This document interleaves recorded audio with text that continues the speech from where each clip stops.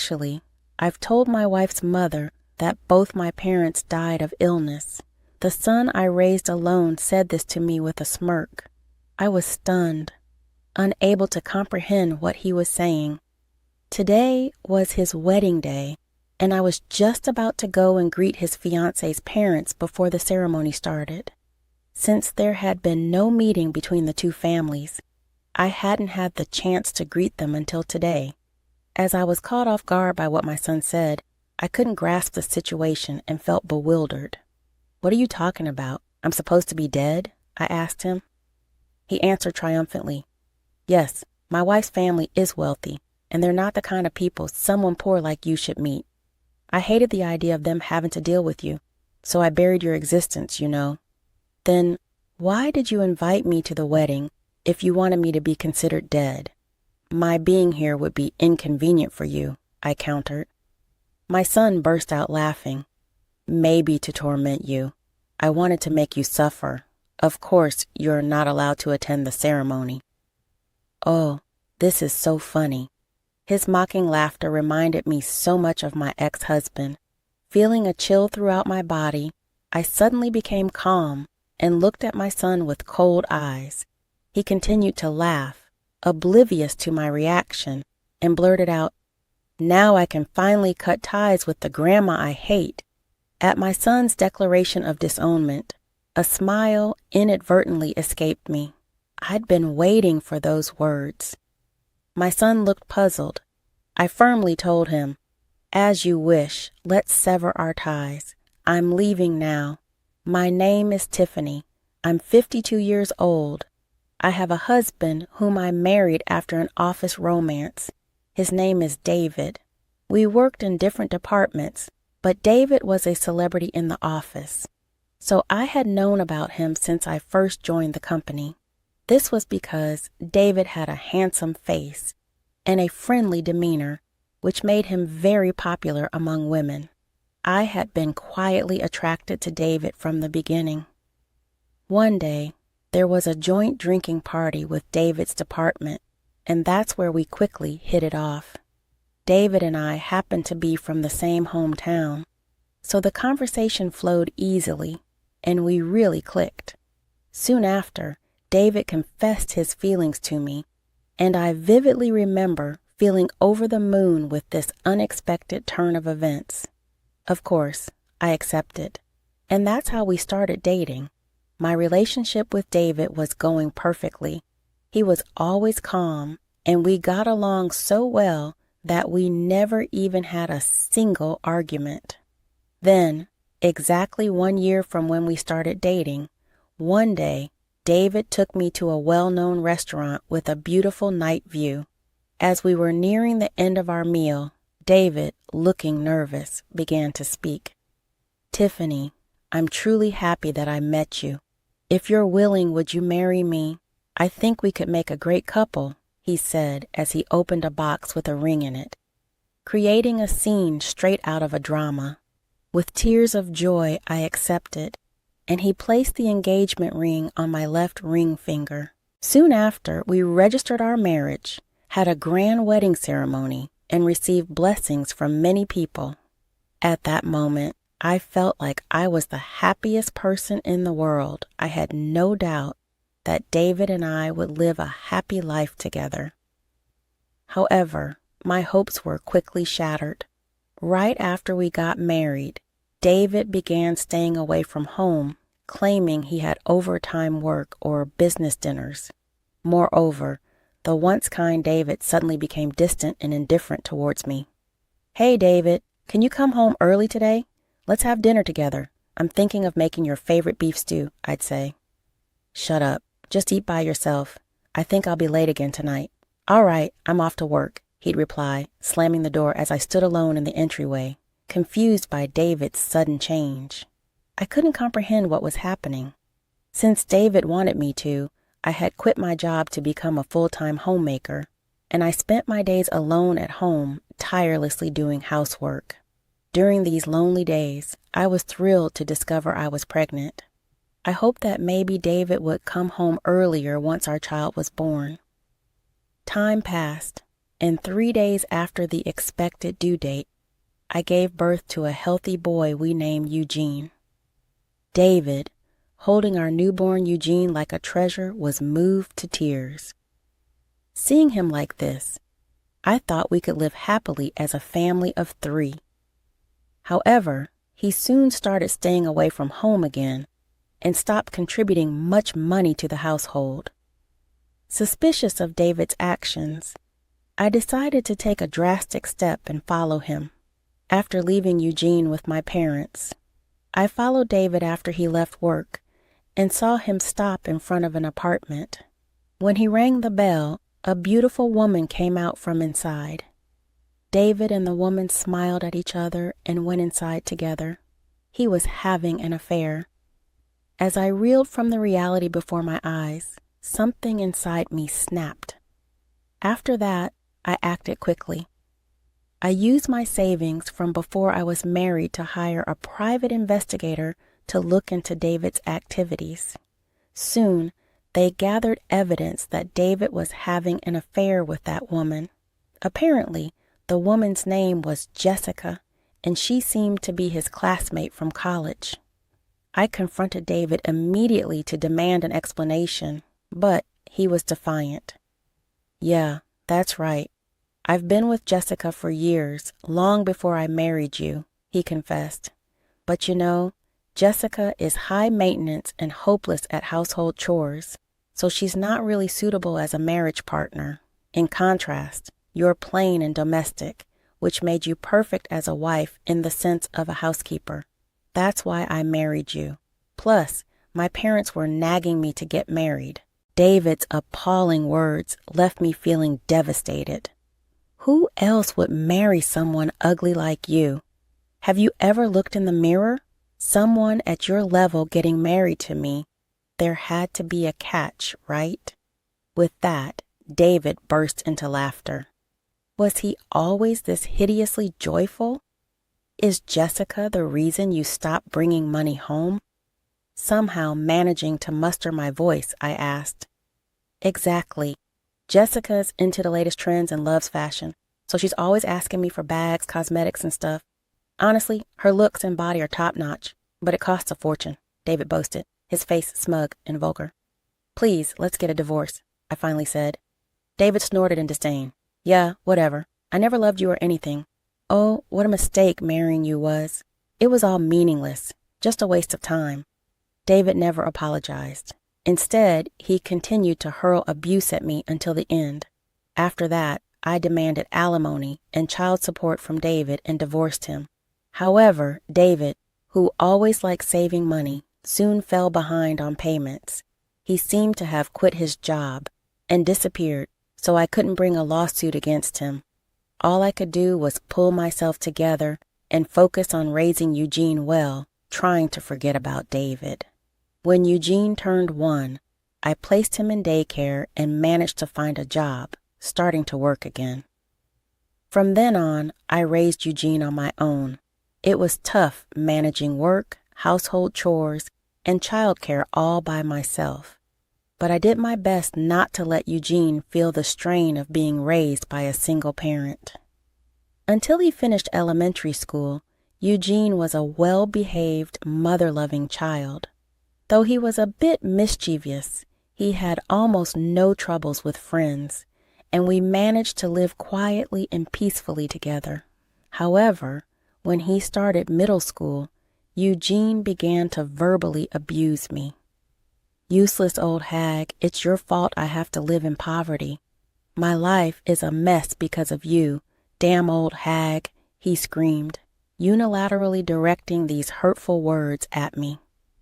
Even as I tried to soothe him, he wouldn't listen and instead yelled, "Shut up," and struck me. Though still a middle schooler, Eugene was almost as big as an adult man, and his punch knocked me to the ground. Groaning, looking down at me, Eugene muttered with utter disgust, "You make me sick, old lady," then retreated to his room. This happened repeatedly. Despite my attempts to reach out, Eugene firmly kept his heart closed off to me. Verbal abuse and violence were the norm. and Eugene often deliberately threw all the food I cooked right into the trash in front of me.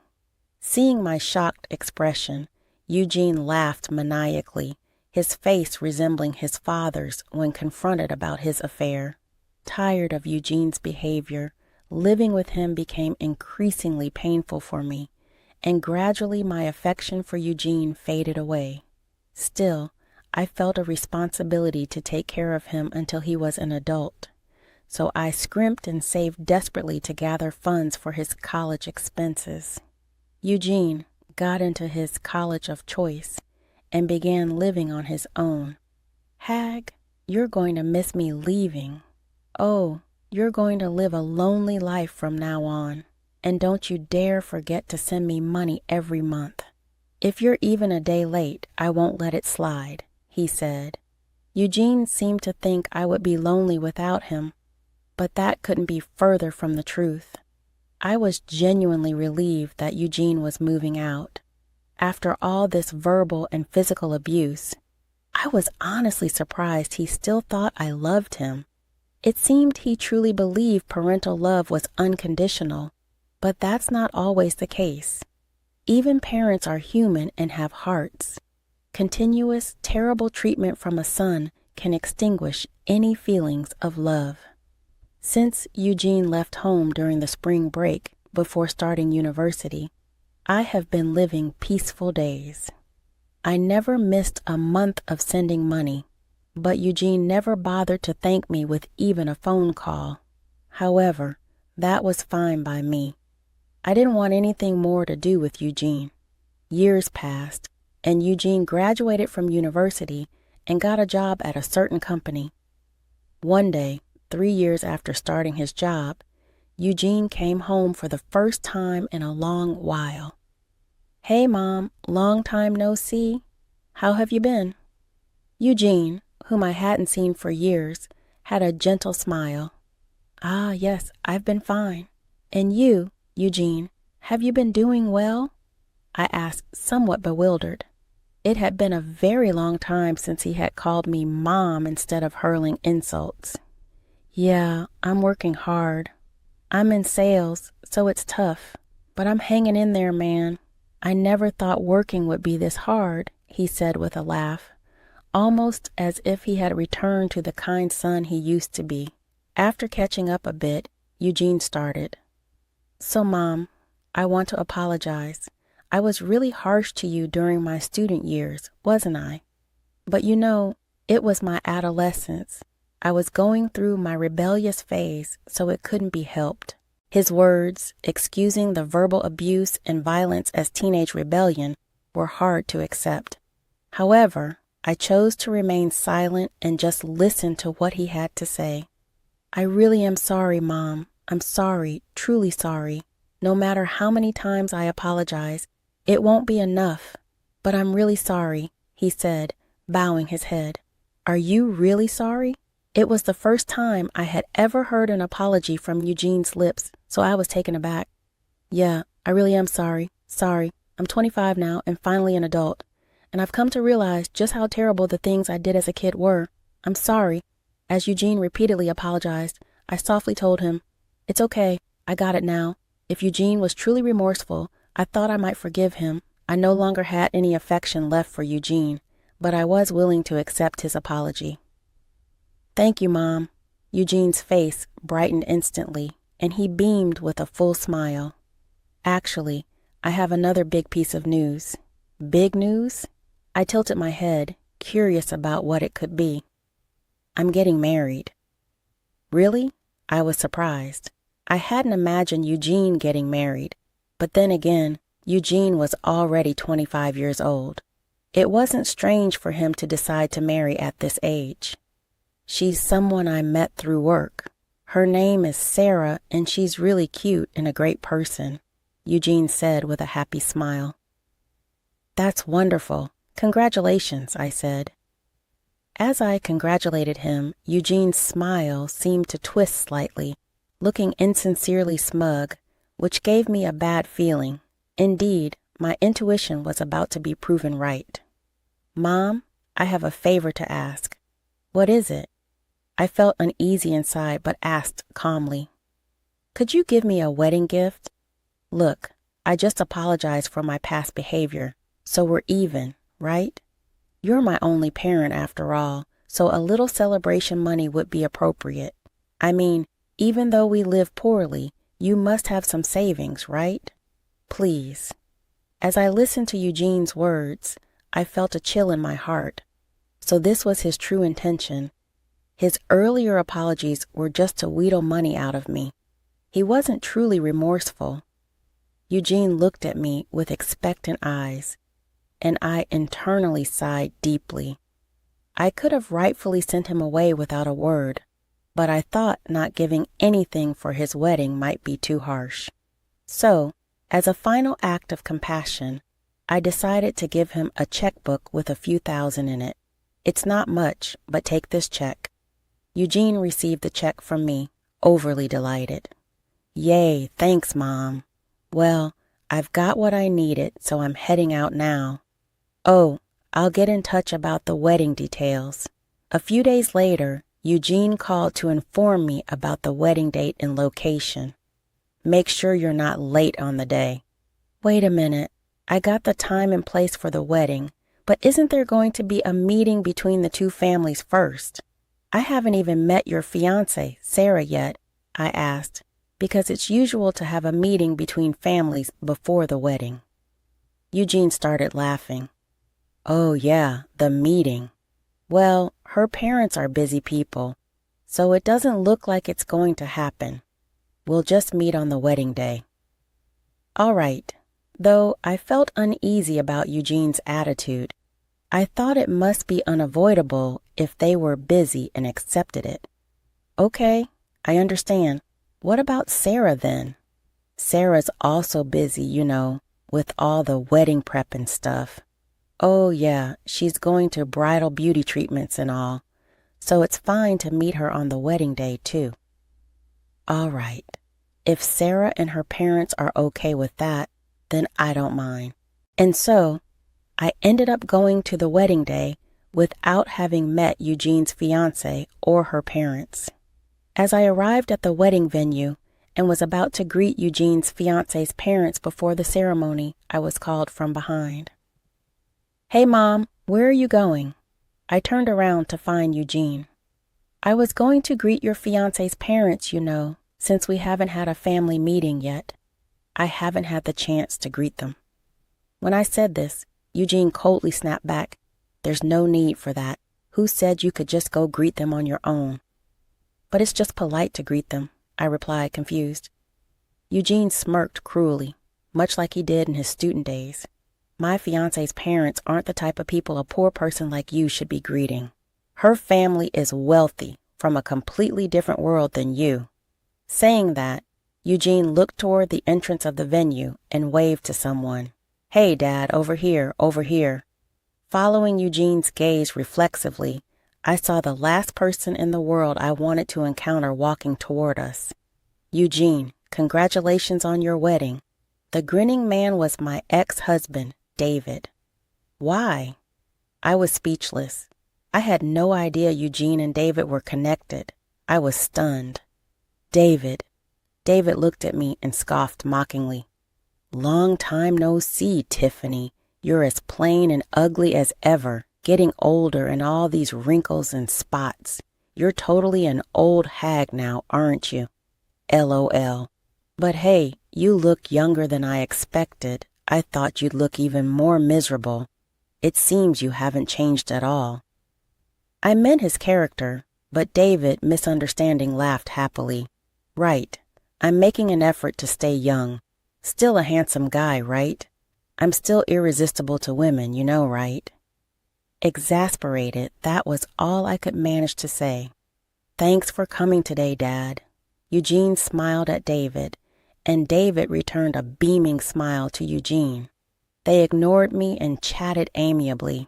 When their conversation paused, Eugene turned to me and declared, From now on, he's my only parent. Actually, my fiancé's parents think my mother died of an illness. What are you talking about? Then why did you invite me today? I asked, but Eugene burst into laughter. Maybe to torment you. I wanted to make you suffer. Of course, you're not allowed to attend the ceremony. This is so funny." David joined Eugene in laughter. Their mocking laughter was indeed very similar. "Now I can finally cut ties with the old hat I hate. Just disappear," Eugene said. At Eugene's declaration of disownment, a smile inadvertently escaped me. I've been waiting for those words. Eugene looked stunned. "Latun, do as you say and cut ties. Then I'm leaving now." With that, I turned and walked away. As I left the venue, I silently scoffed at Eugene, who knew nothing of what was truly going on. 3 months later, today being my day off from work, I had a leisurely morning brewing coffee when the doorbell rang. I went to answer it and found Eugene standing there. There stood Eugene, wearing shabby clothes with a scruffy beard and a vacant look in his eyes. He looked completely different from how he had appeared on his wedding day, and I was admittedly taken aback. "Mom, help me please. Just let me come inside for now," Eugene pleaded with a feeble voice. I responded firmly, "I won't let you inside. We can talk here, so please keep it brief." Eugene, still with vacant eyes, began to speak. "Actually, Dad suddenly told me he has a huge debt and asked if I could help out. I was shocked, but asked Sarah for help since she's wealthy. I thought she'd happily pay off her husband's father's debts, but Sarah refused. On top of that, she said she didn't think she knew me at all and called off the engagement. It appears that Eugene was begged by David to help with the debt repayment. When he turned to his wealthy fiancée, she firmly refused and even broke off their engagement. I had no idea Dad had any debts. I had never heard such a thing," Eugene said while crying. I quietly asked, "How long have you been meeting with your father?" "Since I started middle school. He approached me on my way home from school." It seems that David had been ambushing middle school Eugene since I divorced David when Eugene was an infant. It was natural that Eugene wouldn't remember David's face. However, Eugene came to believe David was his father after being shown an old photo that David had kept. It seems the photo was a family snapshot taken shortly after Eugene was born, featuring the 3 of us. I was surprised that David still had such a photo, but he probably kept it thinking it might be useful someday. I can assert that he didn't keep that photo out of affection. Then, Dad told me a lot of bad things about you, and I believed them. "What kind of bad things did he say?" I asked, though I could guess what they might be. He told me things like, "You're poor because you're with your mom. You would have a better life if you lived with me. I really wanted to take custody of you, but your mom forcibly took it away." This was why Eugene started to verbally and physically abuse me from around the time he started middle school. Dad always said he was wealthy and wore expensive-looking suits, so I completely trusted everything he said. But now that I think about it, maybe those suits were just rented. That sounds about right. A man who didn't pay alimony or child support at the time of our divorce, who has no savings and evaporates after quitting his job. Being wealthy is hard to believe. He probably approached you out of desperation because he's in debt. Eugene hung his head at my words. So everything Dad said was a lie? He kept telling me to marry a wealthy woman, using me all along. "So, what brings you here exactly? This has nothing to do with me," I asked with a sigh. Eugene burst out yelling, "Don't say that. Actually, Sarah was related to an important client at the company I worked for. Trying to marry her while hiding my real father's huge debt, and then getting dumped for asking her for money, has spread all over the company. I'm about to be fired. Dad keeps asking me for money, and I feel like I'm losing my mind. Mom, please help me." Even as Eugene pleaded with tears and snot running down his face, I felt no pity. "There's nothing I can do for you. We're disowned, remember?" But I apologize. At the wedding, I was received by my father, so I said we should cut ties, but I didn't really mean it. Eugene desperately tried to make excuses. I looked at him coldly. It's not just about the wedding. I raised you alone since you were a baby to ensure you didn't go hungry. I held full-time jobs and side jobs, and I also tried to keep up with housework and cooking. Yet you only thanked me until you were in elementary school. After that, you repeated verbal abuse and violence. That's because Dad filled my head with lies. I've already apologized for that, haven't I? Well, he did apologize, but it was only to extract a wedding gift from me, not out of genuine remorse, I replied. You've never truly apologized to me. Besides, no amount of lies justifies the verbal abuse and violence you directed at me. Furthermore, I repeatedly tried to face him, but he did not answer me in the slightest. I have no love left for you. Even seeing you in this broken state doesn't stir any desire to help you. Please leave. As I firmly stated this, Eugene's face turned red with anger. He shouted, "Don't joke with me. Aren't you my mother? A mother should help her child. You're inhuman." "I don't have a son. Please don't yell here. Just go home." "Damn you, old hag." Enraged, Eugene raised his right arm to strike me. I immediately shrank back and prepared myself for the pain that was about to hit me, but nothing happened.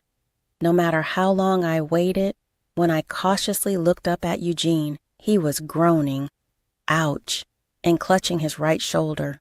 Maybe he injured his right shoulder, I wondered for a moment, but then quickly regained my senses and shut and locked the front door. Eugene was yelling from behind the door, "Hey, we're not done talking yet. I'll call the police if you try anything else." "Just go home," I responded. Hearing the words, "police," seemed to have an effect, as he retorted with a parting shot, "Damn you," and left. A month later, I received a call from Eugene. I did not answer, but an answering machine had been left for me. I played it back and heard his unruly voice. "Mom, listen, Dad won't let me go. He keeps asking me for money, and if I refuse, he becomes violent. I can't say no. He's taken most of my paycheck." The way Eugene showed signs of a shoulder injury when he appeared last month might have been due to David's violence. Even though I realized this, I certainly didn't feel any sympathy for Eugene. Violence was something he had inflicted on me endlessly. David is taller and more physically fit than Eugene, and having practiced judo in his youth, Eugene probably stands no chance against him. I could imagine that he was probably unable to fight back. Dad seems to have a gambling addiction. Even though I give him money, he spends it before he can pay off any debts. The debt never decreases, and he won't stop gambling either. I managed to keep my job, but I was demoted to a less important position. So even though my salary is low, Dad takes so much that I can't save anything. I might be reaching my breaking point. Eugene was sobbing, and it was clear he was desperate. "Mom, please lend me some money. Save me. I'm begging you. It's a lifetime request." That's where the voicemail ended. After listening to the voicemail, I immediately blocked Eugene's number. There's no way I would lend him money, and I want nothing to do with him anymore. Months later, one of Eugene's co-workers came to see me, and I learned what he was up to. Eugene had secretly recorded David's verbal abuse and violence, and after submitting this evidence to the police, David was arrested for assault. He'll be spending some time in prison. However, Eugene's mental state deteriorated, and he eventually collapsed, leading to his admission into a psychiatric ward. About a week ago, I happened to see Eugene as I was driving past his workplace. I saw a man in a disheveled suit, looking gaunt and emaciated. It took me a moment to realize it was indeed Eugene. From a distance, It was clear he was living a miserable life, but it turned out he had been admitted to a hospital. Still, I thought it was just desserts. I hope he uses his time in the hospital to reflect seriously on his actions, though knowing Eugene, real reflection might be too much to expect. In any case, it no longer concerns me. Eugene's coworker told me that he had asked him to come to me if anything happened. Eugene probably wants me to look after him and manage his finances while he is hospitalized, but I firmly refuse. I politely thanked Eugene's coworker and sent him on his way. Of course, I have no intention of visiting Eugene. Soon after, I moved and started a new life in a new town, ready for a fresh start. Having been free from the long years of suffering under Eugene and David's torment, I began to engage in hobbies like gardening and joined an outdoor club. I'm living a more vibrant life than before and enjoying